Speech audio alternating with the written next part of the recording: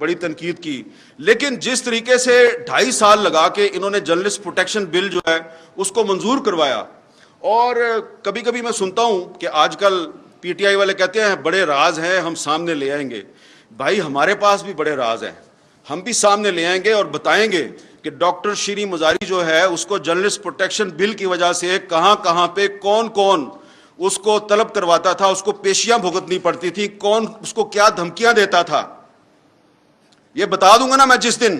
میں سیریس بات کر رہا ہوں اس دن آپ لوگوں کو لینے کے دینے پڑ جائیں گے. But I am not here to embarrass anyone. میں آپ کو اس پہ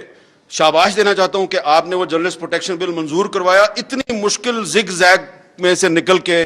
فروغ نسیم نے پوری کوشش کی کہ یہ بل منظور نہ ہو، لیکن پھر بھی وہ بل منظور ہو گیا، اور اس کا کریڈٹ جو ہے وہ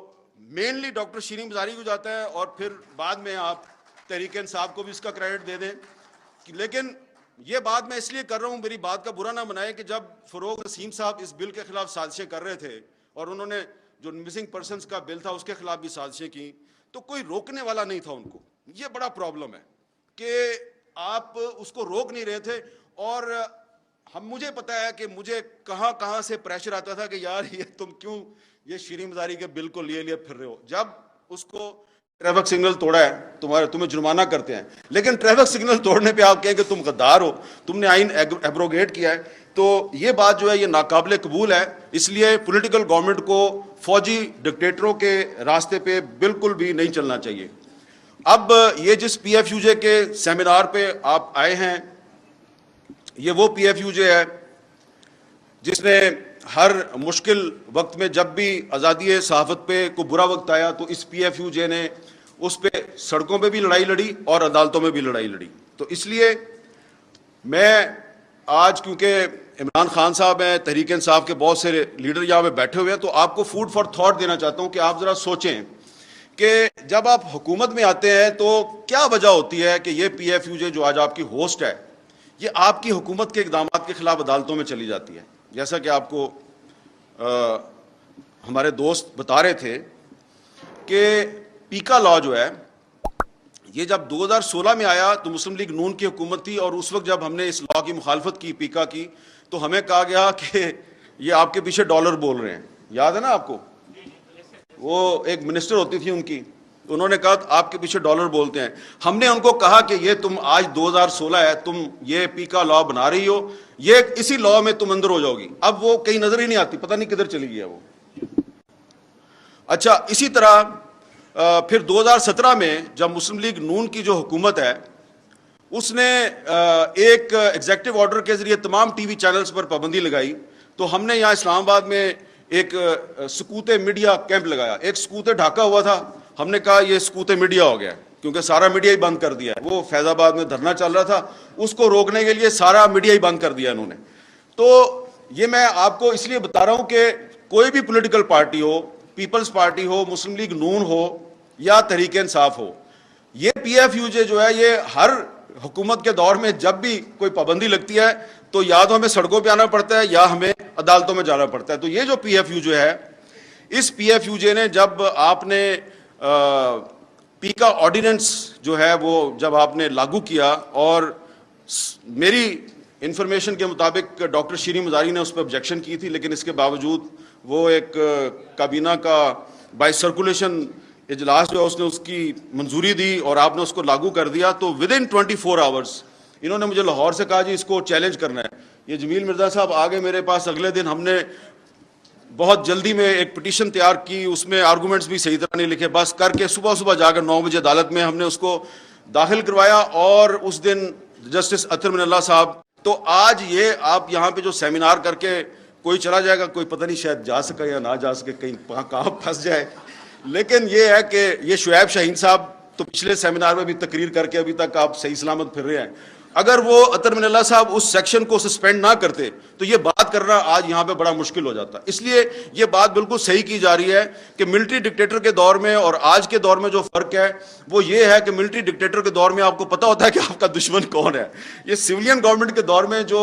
ایک آمرانہ قسم کے اقدامات لگتے ہیں تو وہ سامنے نہیں آتے، پتہ ہی نہیں چلتا کون کیا کر رہا ہے. اسی طرح جو ایک تو پیکا آرڈیننس جو ہے، پیکا لا، یہ آزادی صحافت کے راستے کی بہت بڑی رکاوٹ ہے۔ ایک اور قانون ہے جو انگریز نے ہم پہ مسلط کیا تھا، 124A بغاوت کا مقدمہ، اور یہ 124A جو ہے یہ ٹریجڈی ہے بہت بڑی پورے سب کانٹیننٹ کی، کہ ایک کشمیری جرنلسٹ ہے فہد شاہ، سری نگر میں اس کو جیل میں ڈالا ہوا ہے 124A کے تحت، اس پہ 124A لگائی ہے انڈین گورنمنٹ نے، اور یہاں پاکستان کی گورنمنٹ جو ہے اس نے علی وزیر جو elected member of the national assembly ہے اس کو 124A لگا کے اس کو جیل میں رکھا ہوا ہے، اور اس کی سپریم کورٹ نے ضمانت کیا ہے، اس کی سندھ ہائی کورٹ نے ضمانت کیا ہے، لیکن علی وزیر کو باہر نہیں آنے دیتے۔ اور جب 124A کو ختم کرنے کے لیے کوئی سینٹ میں کوئی بل موو ہوتا ہے تو خواہ کوئی بھی گورنمنٹ ہو وہ اس کو پاس نہیں ہونے دیتی، اس کی مخالفت کرتی ہے۔ پی ٹی آئی کے دور میں جب رضا ربانی نے 124A کو ختم کرنے کے لیے بل پیش کیا تو اس کو ریجیکٹ کر دیا گیا۔ تو اس لیے اگر آپ چاہتے ہیں کہ پاکستان میں جو بولنے کی آزادی ہے اس کو تحفظ ملے تو یہ آپ کو پیکا لا ختم کرنا ہوگا، آپ کو 124A ختم کرنا ہوگا، آپ کو آفیشل سیکرٹ ایکٹ ختم کرنا ہوگا، اور آرٹیکل 19 جو ہے، آرٹیکل 19 میں آپ کو امینڈمنٹ کرنی پڑے گی۔ آرٹیکل 19 میں امینڈمنٹ اس لیے کرنی پڑے گی کہ آرٹیکل 19 میں کچھ ایسی شرائط ہیں کہ آپ کی جو بولنے کی آزادی ہے اس پر پابندی ہے۔ مثلا اگر کوئی آدمی جو ہے یہاں پہ آ کے اس سٹیج پہ آ کے تھوڑی دیر بعد کوئی بھی میرے بعد آنے والا مقرر یہ کہتا ہے کہ پاکستان امریکہ کا غلام ہے اور پاکستان کو امریکہ کی غلامی نہیں کرنی چاہیے، آپ کو پتہ ہے یہ آرٹیکل 19 کی خلاف ورزی ہے؟ بہت سے لوگوں کو نہیں پتہ اس بات کا۔ یہ آرٹیکل 19 کی خلاف ورزی ہے، کیونکہ آرٹیکل 19 میں انہوں نے ایک چھوٹے سے کچھ الفاظ شامل کیے ہوئے ہیں کہ آپ کسی دوست ملک کے خلاف بات نہیں کر سکتے۔ تو اب دوست ملک کون ہے بھائی؟ مجھے گرفتار کرنا ہے، ابھی میں کہہ دوں کہ امریکہ کی غلامی نامنظور، تو یہ آپ آرٹیکل 19 کے تحت مجھے گرفتار کر سکتے ہیں۔ تو جو میثاق صحافت ہے اس میں سب سے اہم چیز یہ ہونی چاہیے کہ یہ جو آرٹیکل 19 میں آپ نے کولونیل مائنڈ سیٹ کو انجیکٹ کیا ہوا ہے، اس کولونیل مائنڈ سیٹ کو آرٹیکل 19 میں سے نکالیں۔ یہ آپ کی میثاق صحافت کے لیے بہت ضروری ہے۔ اس پہ جو تمام پولیٹیکل پارٹیز ہیں ان کو رول پلے کرنا چاہیے، اپنے پولیٹیکل ایشوز پہ لڑائیاں ضرور کریں، لیکن یہ جو ایشوز ہیں اس پہ آپ کو ایک موقف رکھنا چاہیے۔ اور دوسری بات کہ جب پیپلز پارٹی کی گورنمنٹ تھی تو سلیم شہزاد کو اغوا کر کے قتل کر دیا گیا، ثاقب نثار صاحب کی سربراہی میں ایک کمیشن بنا، اس کمیشن کے سامنے میں نے بھی جا کے وٹنس کے طور پہ کچھ حقائق پیش کیے، اور بھی لوگ آئے۔ وہ بعد میں ثاقب نثار صاحب کہتے ہیں یار آپ لوگ جو ہے وہ مجھے مروانا چاہتے ہیں۔ میں نے کہا جی مروانا نہیں چاہتے، ہم چاہتے ہیں ہمیں انصاف دے دیں، ہمارا ساتھی جو ہے اس کو قتل کر دیا ہے اغوا کر کے، کوئی آپ کو پتہ ہے یہ تو بڑا مشکل ہے۔ پھر اس کے بعد جناب مسلم لیگ نون کی حکومت آ گئی، ان کے دور میں بھی یہی کام چلتا رہا۔ پھر پاکستان تحریک انصاف کی حکومت ہے، اس کے دور میں بھی یہی کام چلتا رہا۔ اب ادھر جب اسلام آباد میں اسد طور پہ گھر میں گھس کے اس پہ تشدد ہوتا تھا، یا مطیع اللہ جان کو اغوا کیا جاتا تھا، یا ابصار عالم کو گولی ماری جاتی تھی، ہم جب اس پہ احتجاج کرتے تھے تو ہمارے جو کچھ دوست ہیں حکومت کے وہ کہتے تھے یار وہ سندھ میں بھی تو عزیز میمن قتل ہو گیا، وہ وہاں پہ بھی تو اجے لالوانی قتل ہو گیا۔ ہم کہتے تھے ہم اس کی بھی مذمت کرتے ہیں، جو اسلام آباد میں ہو رہا ہے اس کی بھی مذمت کرتے ہیں۔ تو آپ کو اسٹینڈ تو لیں، اسٹینڈ کسی نے نہیں لیا، لیکن I must pay tribute and my salute to doctor Shireen Mazari. Ultimately تو وہ ڈاکٹر شیریں مزاری نے بھی یہ کریڈٹ خان صاحب کو دے دینا ہے، لیکن انہوں نے کچھ ایشوز